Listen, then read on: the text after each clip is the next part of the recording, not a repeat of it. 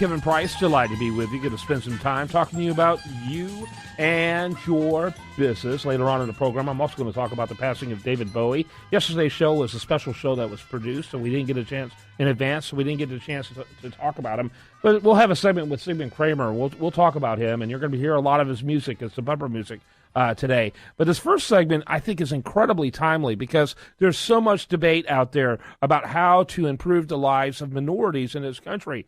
And there's an interesting book out there from Outskirts Press, which I'm a big fan of that publishing house, called The Retention of First-Year Black Male Students at Predominantly White Private and Public Universities and Colleges. So it sounds like a doctoral dissertation, and it is by a doctor, Dr. Sandy Woodrow Yancy. And welcome to the show, sir. How are you? Fine. And you, sir? Good, thank you. Talk a little bit. Was this a doctoral dissertation? Yes, sir. This was a doctorate dissertation research. Yeah, very good. And talk a little bit about your education background before we get into the book. Okay. First off, I had a doctorate in education and leadership from RCU, and I have a master's in software system from University of Thomas in Minnesota. And I got my bachelor's in agriculture from the University of Liberia. Oh, okay. So you started in Africa and finished up here. Very interesting. And Yes, what sir. do you do? What do you do professionally? Professionally, I'm a technical editor. Okay, very good. So talk about the book. Obviously, there's a lot of debate about how do we improve the opportunities for minorities in general, and I would say black men in particular. There's a lot of focus, and I would say when you look at the numbers surrounding black young men, there's plenty of reason for discussion, don't you think? Yes, sir. So talk a little bit about that focus. That focus is doing my research. At the time, first of all, I kind of look at myself. I did attend the white schools here, and I interviewed six students, 3 second semester freshmen and 3 sophomore students. My focus is on retention. As my late mom, Hannah Pratt, told us, whenever you start anything, you have to finish. Right. So I look at my life, and when I did my research, I talked to these 6 students, and all of them expressed interest that when they start something, they like to finish. Or did they believe, first of all, did they believe in God, that through hardship, through all the frustration they go through, the classes, being probably in a class of 15 students, might be just 2 black men, and the frustration they had to go through. But yet and still, they are determined to graduate from college. Now, talk a little bit about how black male retention rates compare to other population groups. Right. Other populations, according to the U.S. Department of Education, 2010, you look on the chart, we got 50%. There are more educated black females in this country compared to black men. On a scale, we got, it's half. It's just cut down in half. You got about 85% black females graduating from college.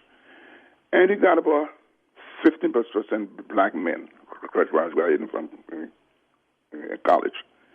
That's the reason why my research was very, very important to bring awareness. But notwithstanding, with all this out there about how black men don't want to go to college and want to graduate from college, there are some black men that are going to college, that are going through the ranks, the graduating from college and doing well. And those literature has not been exposed. Like for me to take me into consideration what I went through and what I am. So I like to inspire young other black men that you can, but first of all, you got to be determined You got to be determined. You got to be persistent to go to school. Despite of all going on about us black men, we can persist and obtain our Yeah. Talk a little bit about how black men perform retention-wise in black universities compared to predominantly white schools. Oh, you see, there's a culture. There's a culture divide.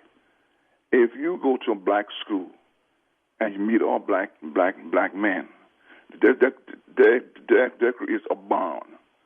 So with that, black men will perform higher in black schools as compared to white schools.